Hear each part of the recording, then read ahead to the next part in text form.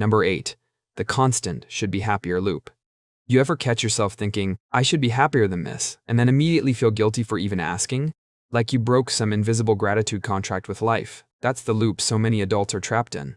From the outside, it looks fine. Job, check. House, check. Family photos on Facebook, check. And yet inside, it feels strangely hollow. The assumption is that success should automatically equal fulfillment. But what if the checklist itself is the problem? Here's the truth. We built adulthood around a borrowed script. Graduate, get a career, start a family, buy the house, plan the vacations. It was sold to us as the recipe for happiness. But it's actually more like a paint-by-numbers kit. You're technically filling the picture, but it never quite looks like art. Many people in their 40s and 50s describe a quiet panic because they've done everything right and still wake up feeling like they're living someone else's life. It's not that you failed. It's that the cultural blueprint was never designed for meaning. It was designed for productivity. That hollow pause after checking every box, that's the glitch in the system. And it only gets stranger when we look at the next culprit, convenience.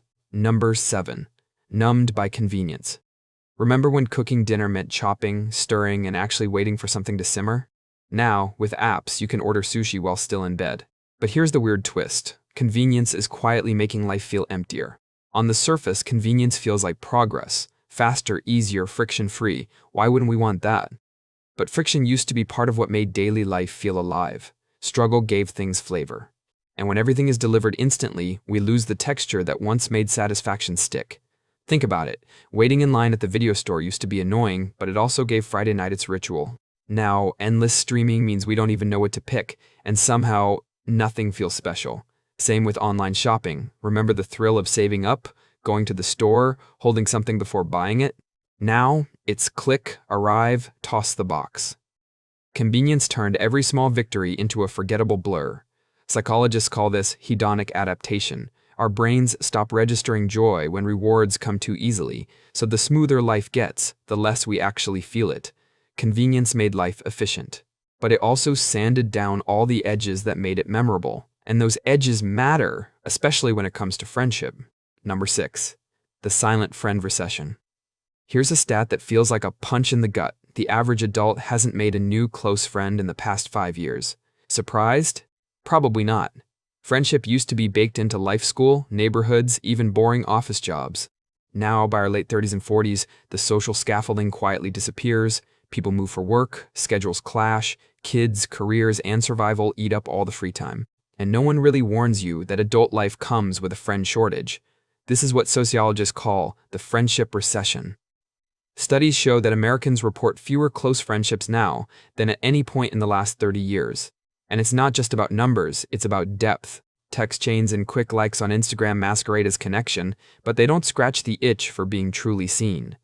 That's why so many adults describe going to social events, smiling through small talk, and then feeling even lonelier afterward. Because, hey, how's work? Isn't intimacy, and without that intimacy, emptiness creeps in. Humans evolved for tribe-sized groups, shared meals, and overlapping lives. Strip those away, and even the most busy person ends up feeling quietly isolated.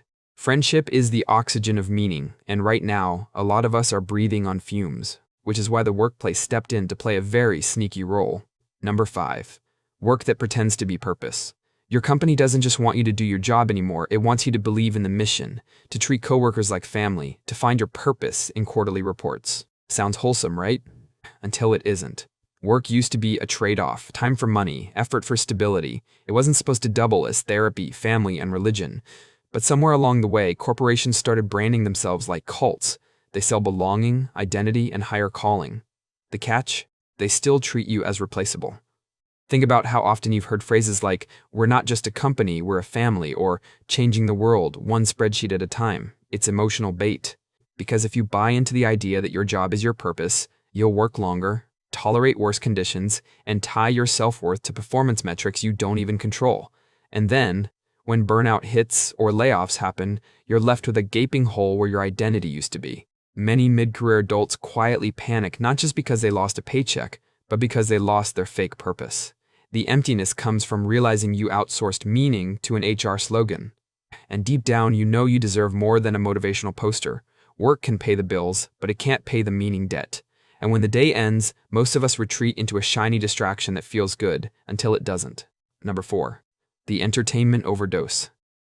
Ever noticed how you can binge an entire season of a show and the next morning you barely remember half of it? Like the hours just dissolved into static. Entertainment is supposed to be joy, right?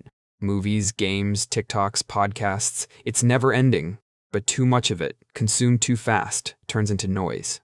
The dirty secret of modern life is that we're overstimulated but undersatisfied, and no one tells you that being always entertained might actually make you feel emptier. Psychologists call it dopamine fatigue. Every scroll, every autoplay, every just one more episode keeps triggering micro hits of novelty, but your brain's reward system eventually goes numb. That's why 3 hours of streaming feels different from watching a movie in theaters with friends. One is passive sedation, the other is active experience. Adults often describe logging off after a weekend binge feeling more drained than rested, like their soul just ate junk food. It's not that entertainment is bad, it's that it has replaced the kinds of experiences that used to refill us. Playing music, talking with neighbors, or simply being bored long enough to notice your own thoughts. The emptiness sneaks in because the fun never really lands. Entertainment keeps us occupied, but not nourished. And the same thing happened to rituals, the very traditions that used to anchor our lives. Number 3, rituals without roots.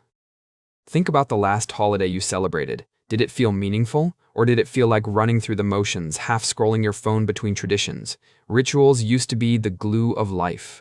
Weddings, church services, family meals, seasonal festivals, they created rhythm, belonging, and shared memory. But in modern life, those rituals got stripped down, commercialized, or replaced entirely by Hallmark versions of themselves. And when the roots are gone, the ritual feels strangely hollow. Take birthdays. They used to mean gathering your whole community, marking the passage of time, maybe even reflecting on life. Now, half the time it's just awkward cake in an office break room or a few quick Facebook comments. Same with weekends.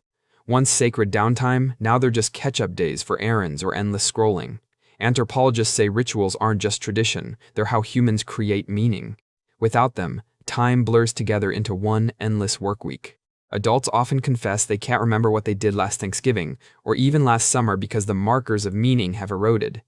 That erosion leaves a subtle emptiness, like you're living a life with no punctuation marks. Rituals without roots are just empty performances. And that hollow feeling gets even heavier when you start looking ahead, toward a future that feels like it's quietly slipping away. Number 2, the disappearing future. Remember when the future used to feel big? You could dream about retirement, travel, or buying a home. Now the future feels smaller, like a shrinking horizon line. Here's the quiet truth most adults don't say out loud: long-term dreams don't feel as possible anymore.